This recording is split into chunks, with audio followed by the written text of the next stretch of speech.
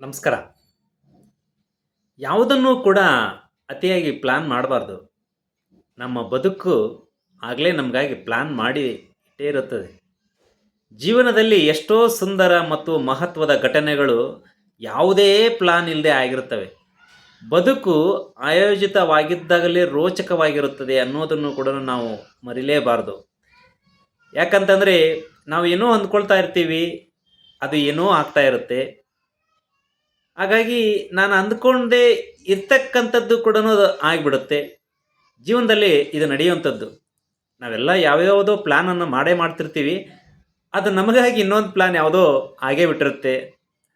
ಜೀವನ ಅಷ್ಟೊಂದು ತಿರುವುಗಳನ್ನು ಪಡೆದುಕೊಳ್ಳುವುದು ಅದು ಯಾವ ರೀತಿ ಅಂತಂದರೆ ನದಿಯ ಹಾಗೆ ಬಿದ್ದಂಥ ನದಿ ಸಾಗರ ಸೇರುವಂಥದ್ದು.